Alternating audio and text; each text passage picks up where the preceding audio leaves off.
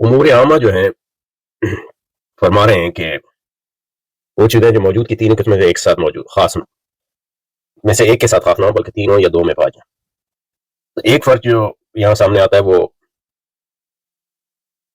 تو موجود جو ہے اور وجود. تو وجود ایک تصور ہے،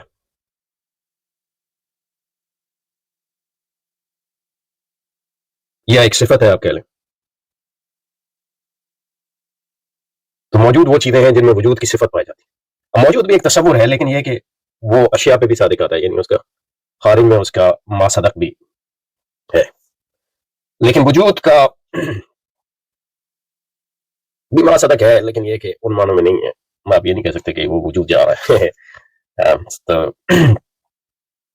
مثلا کرسی جو ہے موجود ہے معنوں میں، اور موجود ان معنوں میں کرسی موجود ہے کہ اس میں صفت وجود ہے.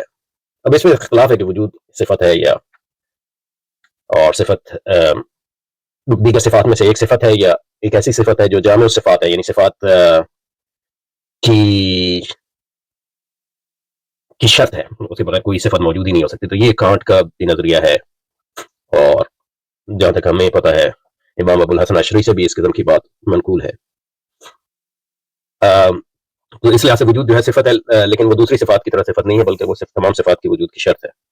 جبکہ دوسرے لوگ وجود کو ایک صفت مانتے ہیں دوسری صفات میں سے. تو کہنے کا مقصد یہ ہے کہ کرسی جو ہے موجود ہے کمرے میں، مثلا اگر وہ موجود ہے، اور وہ موجود ہے اس لیے کہ اس میں صفت وجود ہے. سمجھے نا؟ اچھا یہ فرق ہے. اب موجودات کی ہم نے تقسیم کی تھی، دو لحاظ سے کی تھی. ایک تو ہر موجود جو ہے یا تو واجب ہوگا یا حادث ہوگا. واجب کا مطلب یہ ہے کہ وہ اس کی غیر موجودگی متصور نہیں ہو سکتی، یعنی یہ کہ وہ ہمیشہ سے موجود ہے ایک لحاظ سے، کیونکہ جب اس کی غیر موجودگی متصور نہیں ہو سکتی تو اچھا ایسا کوئی موجود ہے جو فلسفی خدا کو مانتے ہیں اور مذاہب خدا کو واجب الوجود کہتے ہیں. تو ایک ہی واجب الوجود ہے.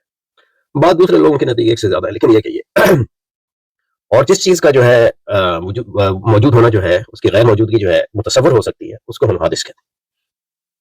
اور یعنی حادث کا مطلب ہے وہ ہمیشہ سے موجود نہیں ہوتا. اس کا مطلب یہ ہے کہ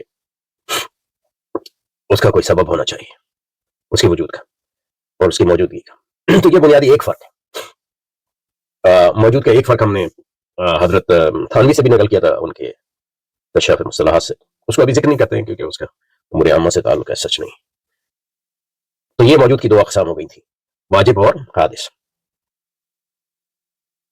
اور پھر حادث جو ہے، ہر حادث جو ہے وہ اس میں جوہر ہوگا، یا وہ جوہر کے ساتھ لفظ کون سا، ارض اس کو مطلب یہ کہ جوہر کو ایسنس کہتے ہیں، سبسٹنس بھی کہتے ہیں بعض اوقات.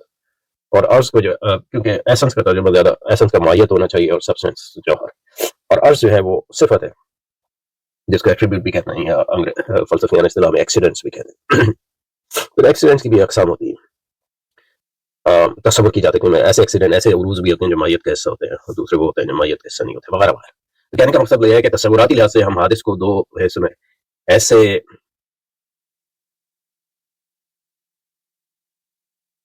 موجودات جو قائم بذات ہیں، یہ اعتباری لحاظ سے، کیونکہ اصل میں قائم بذات تو ایک ہی ہے جو واجب ہے، لیکن یہ کہ اس لحاظ سے تو حادث، اس لحاظ سے تو جوہر اور ارض دونوں غیر قائم بذات ہیں. لیکن یہ کہ اگر صرف محدود کریں اپنے آپ کو حادث تک، تو قائم بذات وہ ہے، حادث کو ہم دو حصوں میں، قائم بذات اور جو قائم بذات نہیں ہے.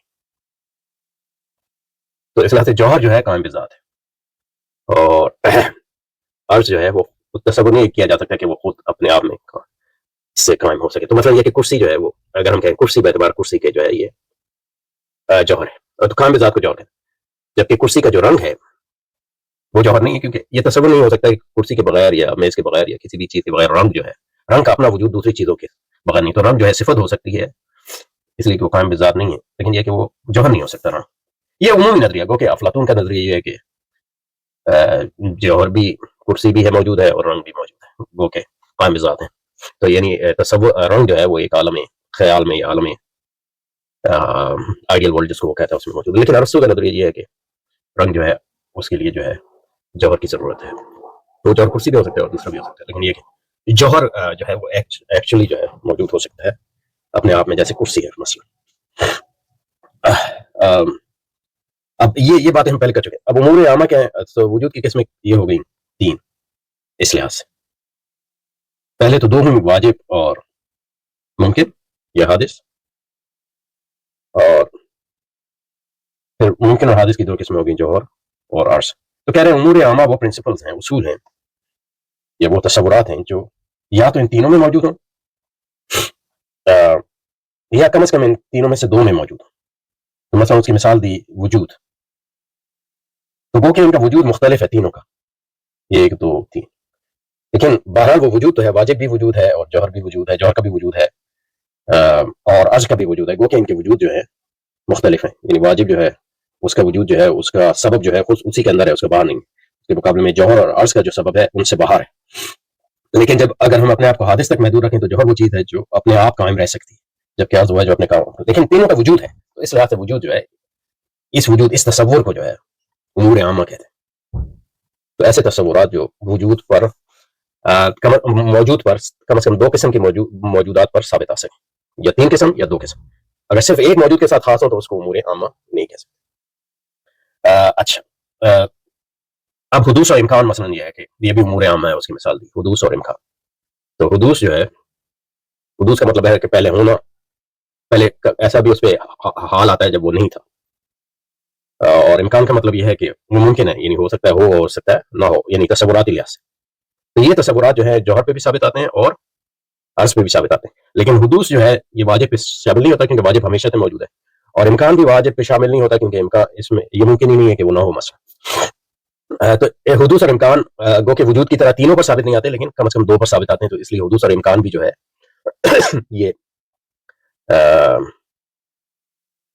یہ جو ہے امور عامہ میں شامل۔ اب اس کی مثال دیں جو تصور تو ہے لیکن وہ امور عامہ میں سے شامل نہیں ہے، تو اس کی مطلب میں مثال ایک گھڑتا ہوں اپنی طرف سے، قائم بذات ہونا مثلا۔ تو کسی نہ قائم بذات، حقیقت میں تو قائم بذات ایک ہے، تو اس لحاظ سے یہ امور عامہ میں سے نہیں ہے، لیکن اعتباری لحاظ سے جوہر بھی قائم بذات ہے، تو اس لحاظ سے دیکھیں تو قائم بذات جو ہے امور عامہ میں شامل ہے، لیکن یہ کہ اس کو حقیقت کے لحاظ سے دیکھیں تو پھر وہ امور عامہ میں شامل نہیں۔ ٹھیک ہے، تو یہ اس کی میرا خیال ہے تشریح کافی آ گئی۔